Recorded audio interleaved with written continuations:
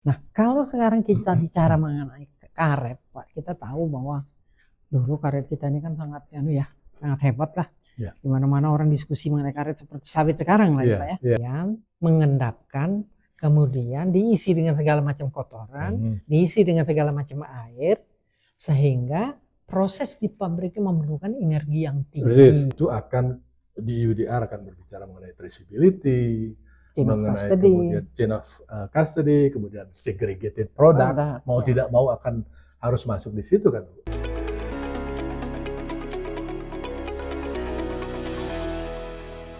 Bapak-bapak, ibu-ibu, saudara-saudara, adik-adik mahasiswa sekalian, ini adalah podcast Roundtable Responsible Palm Oil Initiative yang pada saat ini kita akan membahas beberapa ketentuan trade barrier yang dikenakan kepada negara-negara produsen 5 komoditi, yaitu kakao, kopi, palm oil, timber, dan rubber, dan satu lagi itu apa, Pak? Soya. Cattle dan soya.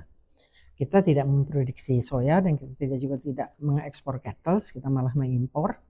Maka yang menjadi permasalahan kita adalah koko, kopi, palm oil, timber, dan rubber.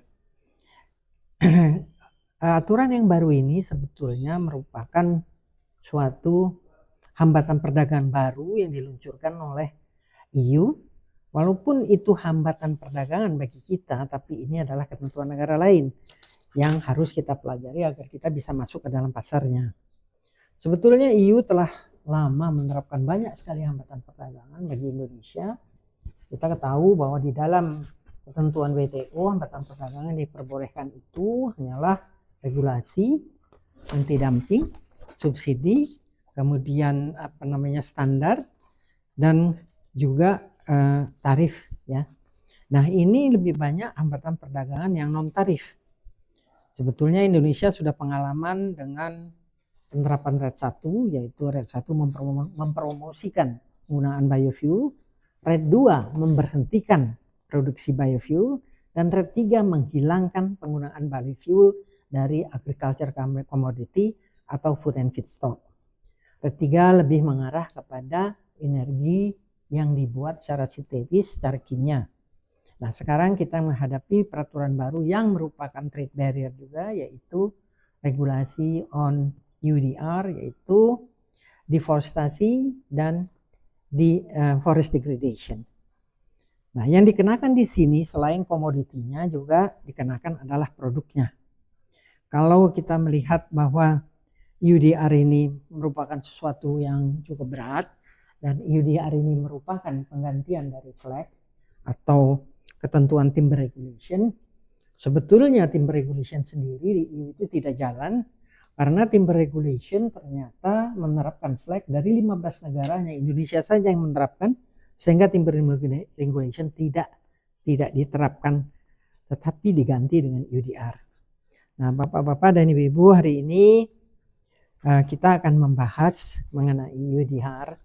Tetapi sebetulnya kalau kita bicara mengenai palm oil, kita sudah pernah membahas habis-habisan di RED 2. Kalau kita bicara mengenai koko dan coffee walaupun mereka belum mempunyai sistem sustainability yang betul, tetapi mereka sudah menerapkan Rainforest Alliance Certification. Walaupun definisi hutan dari rainforest dengan kita dan EU itu berbeda, tapi mereka minimal sudah punya sistem. Ya. Kemudian kalau kita bicara timber ini sebetulnya sudah punya FLAG dan tinggal disempurnakan saja. Yang sama sekali tidak punya sistem sampai saat ini dan datanya juga kurang ya adalah karet. Jadi kita hari ini sebenarnya ingin mendiskusikan mengenai karet supaya membuka pemikiran mereka yang bekerja di bidang perkaretan bahwa ada sesuatu yang besar yang akan menghambat perdagangan karet untuk masuk ke Eropa. Nah, UDR ini disupport oleh pabrik-pabrik besar ban di Eropa, termasuk Pirelli, Michelin, dan lain-lain, yang mengatakan bahwa mereka tidak akan lagi membeli ban Indonesia kalau tidak menerapkan UDR. Atau karet Indonesia. Nah, saya hari ini kedatangan tamu Bapak Gede Wibawa. Beliau adalah, Bapak pernah mengenalkan diri dulu. Silakan, Pak. Terima kasih banyak Bu Ros sudah diundang dalam podcast ini. Sangat menarik. Saya Gede Wibawa eh, pada tahun 2011 sampai tahun 2020 Bu Ros, saya menjadi bagian dari direksi PT Riset Perkebunan Nusantara. Jadi setelah 3 tahun ini purna tugas dari situ. Apa yang disampaikan Bu Ros dalam konteks UDR ini menarik sekali, Bu. Menarik sekali dalam konteksnya. Ibu tadi mengatakan bahwa komoditas maupun produk di beberapa yang diatur di UDR itu sawit sudah relatif. Saya bilang masih relatif, Ibu ya. Kalau kita masuk ke company, tapi kalau semua holders masih akan banyak hambatan juga. Begitu juga di kopi kakao. Kawan-kawan di petani kopi kakao relatif sudah mengenal beberapa sertifikasi. Artinya walaupun kemudian belum 100%, tetapi sudah mengenal. Memang masalah yang di karet jauh lebih kompleks. Kalau yang saya ketahui sekarang ini ada sertifikasi yang namanya PEFC, Bu. Mungkin Ibu pernah dengar program bahasa Indonesianya pengesahan sertifikasi hutan. Atau di Indonesia disebut ada yang dari PEFC itu di Indonesia dikenal dengan IFCC, Indonesian Forestry Certification Corporation. Jadi beberapa perusahaan yang mungkin mereka bagian dari ekspor kayu juga itu mulai masuk ke sertifikasi ini. Nah, tetapi begitu kita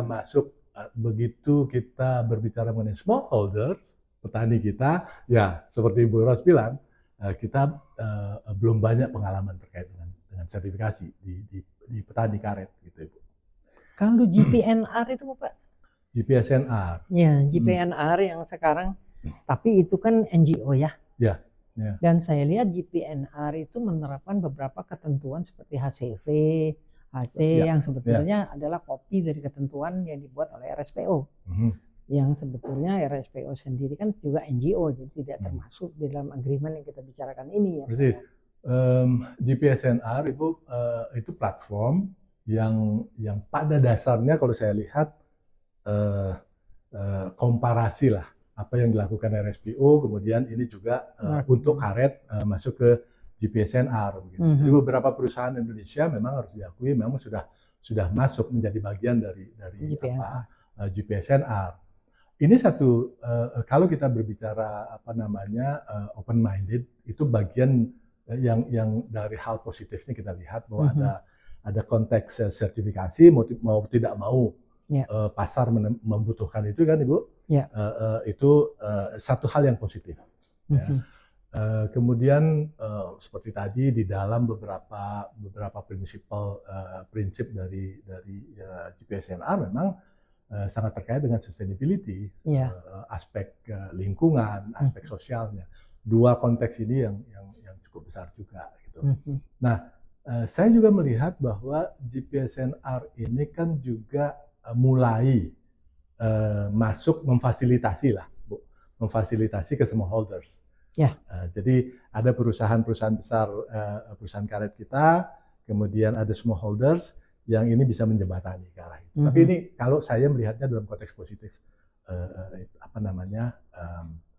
ke arah bagaimana ada naik kelasnya lah Bu, improvement dalam konteks bagaimana kita merespon keberlanjutan. Gitu.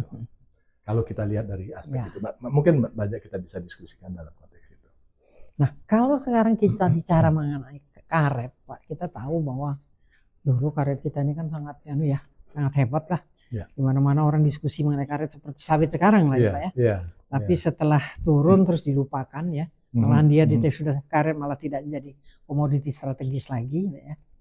Nah, saya sangat saya sangat meragukan apakah karet ini mempunyai data yang lengkap dari supply chain mereka. Sepanjang yang saya tahu, Ibu puluhan tahun bergerak di karet mungkin sangat paham mengenai supply chain-nya ya. harus kita akui bahwa rantai pasok karet kita agak complicated, Ibu. Sangat complicated malah kalau kita bisa bilang ya. Mulai dari petani, kemudian ada beberapa middleman di sana, ya, mulai dari pengumpul kecil, pengumpul tingkat kecamatan yang lebih besar dan sebagainya sampai dengan pabrik. Nah, di situ mungkin kalau kita berbicara nanti mengenai UDR, nanti yang lebih detail seperti apa larangan, itu UDR ini kan larangan sebenarnya, kalau kita masuk ke pasal 3-nya. Nah, itu akan menjadi sangat kompleks, Ibu. Ya, itu yang sangat saya pikirkan. Ya. Kalau sawit kan lebih sederhana, ya. Mereka membeli dari petani itu pabriknya sendiri. Ya. Nah, dulu ada di karet ada beberapa yang begitu, tapi banyak juga yang menjual lagi nanti pada pengumpul 1, 2, dan 3 gitu. Nah, ini akan sangat sulit sekali untuk mendeteksi, apalagi nanti kalau kita melakukan traceability, Pak, ya. Karena keterlibatan terlalu banyak orang, jadi ini betul-betul seperti apa ya? Ya, semrawut gitu lah ya. Jadi kalau peranan pasar itu bagaimana, pasar lelang itu, Pak? Apakah itu lebih straightforward? Mungkin Ibu kalau boleh kita nanti masuk lebih detail ke sana. Sebenarnya kalau kita bisa sedikit saja masuk kepada pasal 3 UDR ini, Bu, saya untuk kita sama-sama memahami bahwa UDR ini sebenarnya intinya pada pasal 3. Jadi kalau kita baca pasal 3-nya mereka itu adalah artikel 3 larangan. Itu kan, Ibu, ya. Saya langsung aja bahasa Indonesia lah. Nah, jadi isinya adalah komoditas dan produk tertentu harus dilarang masuk atau diedarkan di pasar atau diekspor kecuali semua persyaratan di bawah ini terpenuhi. Nah, yang dimaksud pasar adalah pasar Eropa. Nah, jadi kalau poin A-nya itu adalah komoditas atau produk tersebut bebas deforestasi. Ini kan deforestasi dan forest degradasi. Forest degradation. Jadi deforestation free and forest degradation free. Yang kedua adalah komoditas atau produk tersebut diproduksi sesuai dengan aturan negara produsen. Apa saja nanti mungkin Ibu akan masuk ke situ kan. Dan yang ketiga, untuk membuktikan bahwa persyaratan-persyaratan AB tadi terpenuhi, itu harus ada due diligence statement. Kan poinnya 3 itu. Kelihatannya 3 sederhana gitu.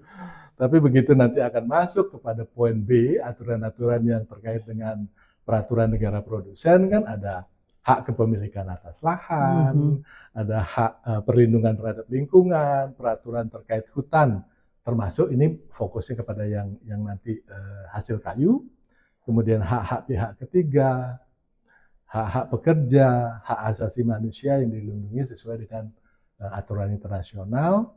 Kemudian ini tadi sempat kita bicarakan mengenai FPIC, ya, Bu, Free Priors and Informed Consent. Ini kan juga penting sekali. Ya, seperti itu karena apa sih itu posisi kan, itu kan UN ya. Ya, UN. Yang terakhir itu mengenai pajak, anti korupsi, peraturan perdagangan dan bea cukai.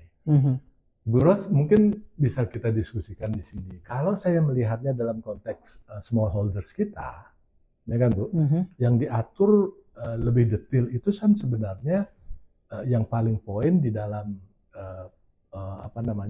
mengikuti peraturan di negara produsen ini kan hak kepemilikan atas lahan, gitu, karena land right-nya.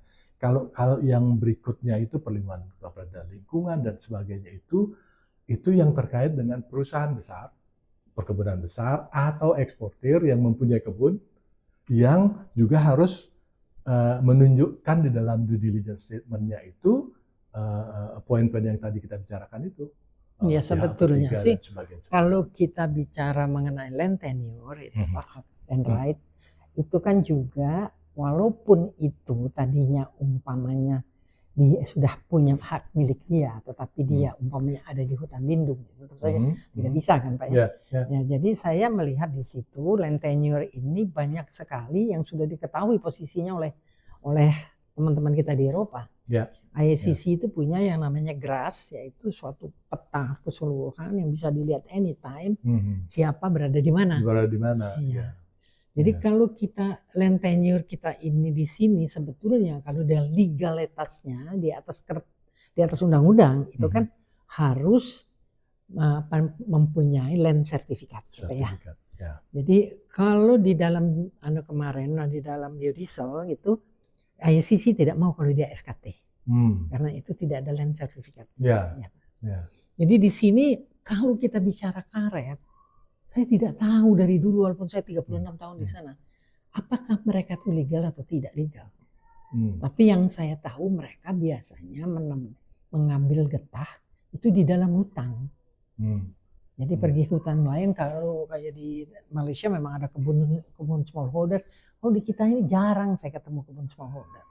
Tetapi mereka pergi ke hutan menyadap, nanti beberapa hari dia datang lagi menyadap. Di mana pohon karet itu tumbuhnya di antara hutan-hutan itu. Jadi saya pikir itu akan menguntungkan kalau memang di antara hutan, berarti greenhouse gas emission-nya kan bukan karet saja yang menyerap, tapi juga hutan sekitarnya. Tapi bagaimana land tenure-nya? Ini menarik Bu Ros, karena ini juga menjadi bagian penting dari UDR. Karena begitu nanti kita ditanya atau operator lah nanti ditanya mengenai satu bagian penting dari due diligence itu adalah land right. Land right terkait dengan sertifikasi. Nah, saya tidak mempunyai data yang pasti, Bu. Kita kan dari BPS kita tahu bahwa luas karet kita tahun 2021 itu hampir 3,8 juta hektar. Ya. Nah, 90%-nya itu adalah smallholders. Jadi 2,2 juta lebih adalah smallholders. Sisanya adalah PBS itu hampir 6%, kemudian PBN hanya 3,5%. Artinya mungkin kalau PBN dan PBS itu sudah jelas kan, Bu. Tetapi kalau yang 90% ini saya belum menemukan data kelengkapan dari petani kita terkait dengan land right. Tapi dari beberapa tulisan mengatakan bahwa ini salah satu kelemahan kita, Bu. Termasuk juga karena tidak adanya land right, petani itu tidak bisa, kalau misalnya mau replanting, mau minjem ke bank, nggak ada agunan, itu salah satunya hambatan, Bu. Nah, artinya apa? Saya menerjemahkan ini bahwa land right di perkebunan karet rakyat kita sangat terbatas. Sangat terbatas dan belum kita ketahui. Nah, kalau kemudian Ibu menyampaikan tadi mengenai Ibu mengatakan tadi sebagian dari kebun karet kita adalah hutan, gitu ya. Jadi kalau sejarahnya memang begitu, Bu. Sejarahnya kebun karet rakyat kita itu bagian dari konversi hutan menjadi awalnya sebenarnya kan tebang tebas bakar, Ibu. Kalau kita bicara 75 tahun yang lalu, bagian dari proses tebang tebas bakar kemudian ditanam padi, kan gitu kan, Bu. Pada saat padi atau pangan yang lain, pada saat itu juga mereka menanam karet. Jadi kemudian karena karet pada saat itu belum klonal dan sebagainya, kan perlu waktu yang lama itu, Bu. Nah, pada waktu pangan tahun kedua, tahun ketiga itu sudah mulai turun hasilnya, ditinggalkan. Nah, pada saat ditinggalkan itulah ada regrowth dan sebagainya menyerupai hutan. Sehingga kita hampir mempunyai data pastinya nggak juga ada, Bu. Tapi orang mengatakan masih antara 40-50% karet kita itu dalam bentuk jungle rubber, hutan karet. Kalau memang itu betul, itu menguntungkan sekali, Pak. Konteksnya begini, Ibu. Ini diskusi yang sangat bagus juga buat kita, Ibu. Kita masuk kepada definisi forest. Nah, ini EU. ya. Kan gitu, Bu. Iya. Definisi forest EU itu kalau kita lihat itu mereka yang besarnya itu memakai definisi sama dengan FAO. Jadi hamparan lahan seluas 0,5 hektar, kan gitu, Bu. di dalamnya ada pohon yang tingginya 5 meter ke atas, kemudian covernya di atas 10%, dan kemudian itu yang menjadi dasar kan begitu ya. Nah, yang selama ini kita katakan kalau begitu semua belukar juga hutan kan. Nah, di dalam konteks itu mereka juga melandasi bahwa di dalam walaupun 3 kriteria itu dipenuhi, tetapi pohonnya itu bukan merupakan pohon agriculture. Gitu. Jadi itu kan Bu diatur mereka. Jadi ada pengecualian. Nah, tapi saya melihatnya definisi EU yang di EUDR ini dengan FAO tidak 100% sama, Bu. Mereka tidak merefer kepada definisi whole definition ya Pak ya? Iya, karena di dalam definisi FAO itu ada pengecualian lagi, Bu. Dan di dalam konteksnya FAO ada poin 7, saya ingat sekali, bahwa rubber wood, oak trees, Christmas tree, plantation itu masih dianggap forest oleh mereka gitu. Tapi ada pengecualian juga bahwa well palm plantation bukan forest gitu. Nah itu kan, tetapi kalau kita lihat di dalam EUDR ini belum tentu Bu, karena misalnya yang namanya HTI karet itu bukan forest, tetapi masuk forest degradation. Iya, forest degradation. Sedangkan forest degradation sendiri mereka tidak punya definisinya. Definisinya mereka buat, tidak merefer kepada siapa-siapa karena tidak ada definisinya. Ya. Persis. Nah, tadi Ibu mengatakan bahwa untung juga dong kalau kita misalnya jungle rubber gitu ya. Nah, sekarang kalau kemudian kita mereverse, saya melihatnya Bu, kalau kita mereverse kepada jungle rubber itu sendiri, maka kita bisa kategorikan jungle rubber Indonesia itu sebagai regenerated forest gitu, naturally generated forest, karena di sana itu ada karet ya, kemudian ada juga tanaman-tanaman hutan yang lain ya, dan kalau kita berbicara mengenai jungle rubber atau hutan karet itu variasinya besar sekali. Iya, ada karetnya hanya 50 pohon, ada juga karetnya lebih dari situ. Jadi ini variasinya. Nah, tapi ini apakah jungle rubber ini didefinisikan juga oleh KHLK? Kok saya tidak melihat definisinya? Saya tidak melihat karena definisi kuantitatif begitu ya Bu ya. Waktu kita di Red 3 kan sempat kita bicara mengenai itu. Tidak membedakan itu kan Bu. Ya kan? Tidak membedakan pada komoditasnya. Yang menarik juga Bu di dalam UDR ini atau juga di FAO, definisinya itu tidak melihat apakah definisi legal kita itu diambil. Itu legal atau tidak legal forest, itu mereka tidak melihat itu. Ya, mereka tinggal begitu Bu Ros sering bilang, kalau misalnya di belakang rumah kita ada lahan 1 hektar, itu pohonnya memenuhi kriteria ini hutan. Apakah itu hutan ya? Iya. Nah, karena mereka nggak melihat itu karena mereka mungkin tidak juga pernah melihat bagaimana hutan di daerah sini kan Pak ya. Tetapi karena ini peraturan mereka yang dia lihat tentu peraturannya mereka ya. Seperti saya pernah katakan bahwa 6 bulan kamu itu kan frozen. Pohon-pohon tidak bisa nyerap greenhouse gas emission. Baru 6 bulan kemudian, harusnya kita kan lebih unggul dari dia. Bu. Angka-angka keunggulan dari karet atau rubber based agroforest lah katakan ya. Ini dari sisi carbon sequestration-nya tinggi, sudah banyak, carbon sink-nya tinggi Pak. Coba saya mensitir satu-satu aja ya Bu ya. Untuk kalau kita lihat dari sisi bandingkan antara karet yang monokultur dengan yang rubber based agroforest itu cukup besar Bu. Yang monokultur itu above ground biomass-nya itu 46,2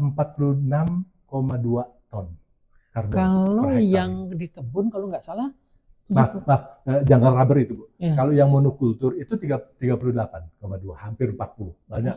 Itu terlalu rendah Pak, terlalu rendah. Lebih dari itu. Itu karbon Bu ya. Karbonnya.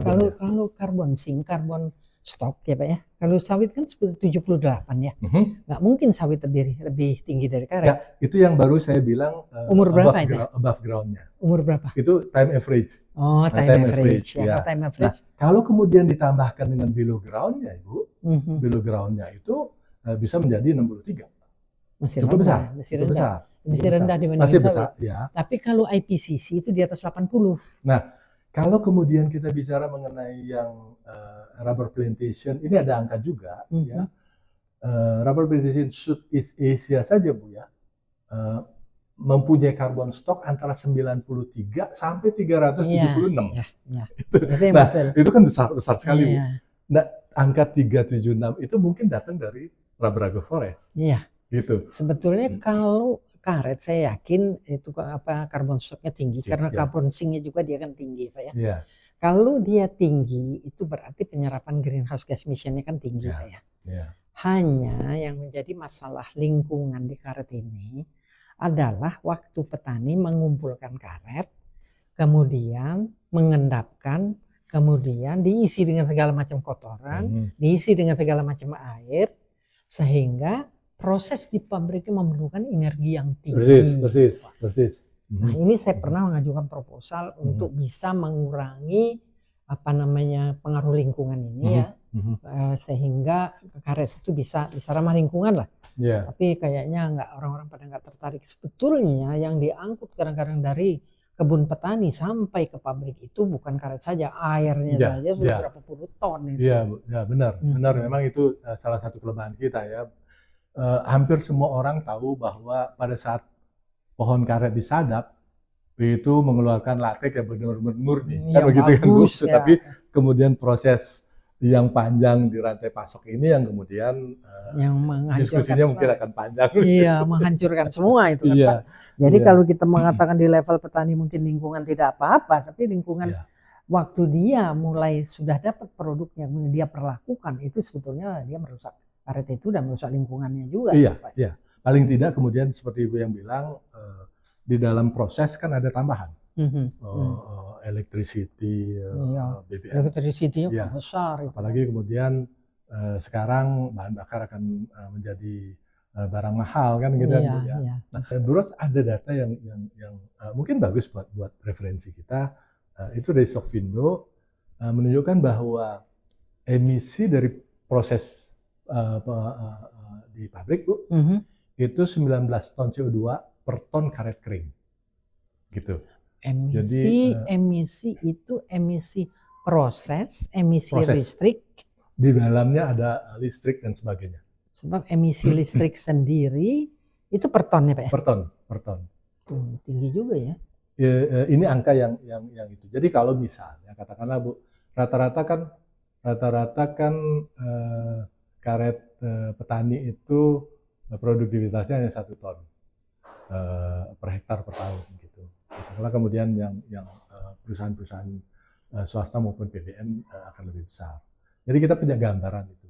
Tapi kalau kemudian di kebun plus yang itu masih sangat positif kan gitu. Ya masih positif ya, tapi itu saya sangat ragu karena mereka kan membuang listrik ya cukup besar karena penggunaan hammermill dan lain-lain ya. Itu yang membuat emisi jadi tinggi ya. Iya. Dan dia tidak punya sumber emisi alami, dia tidak punya sumber energi alami. Saya barusan ketemu orang ya Bu ya. Ini mungkin juga bisa menjadi referensi kan. Saya paham sekali bahwa pabrik-pabrik karet kita kan menyesuaikan dengan kondisi bahan baku, sehingga kan harus ada pembersihan lagi yang sebenarnya waste itu kan. Iya waste. Giling berapa kali. Sekarang kalau kemudian kita bisa masuk ke dalam konteks rantai pasok tadi Bu. Kalau kita bisa dari awal dengan melihat begitu besarnya risiko sustainability di pasar global Bu. Kalau kita bisa membuat bahan baku di proses ini itu bahan bakunya bersih, karetnya bersih, maka itu ada beberapa efisiensi yang bisa dilakukan. Itu gitu kan sudah our dream for ages, Pak. Pak. Itu makanya kemudian ini yang tidak bisa bergerak kan Bu. Iya. Rantai pasok yang panjang, kemudian sistem pemasaran kita karena ada biaya transaksi kan di situ kan Bu. Masing-masing aktor punya peranan lah begitu. Tetapi saya berkali-kali bilang Bu Ros, ini mungkin buat kita bagus ya. Kalau kemudian kita berpikir bahwa dunia global, sekarang pasar global sangat membutuhkan produk yang sustainable, maka ini menjadi bagian yang harus diperbaiki. Iya, kita kan harus mulai memang kalau ini ya, memang kita selama ini perhatiannya kan ke sawit ya, tidak memperhatikan yang lain, itu memang juga kesalahan juga ya. Jadi sekarang kita sama-sama lah harus mengerjakan ini, nggak bisa sendiri. Persis.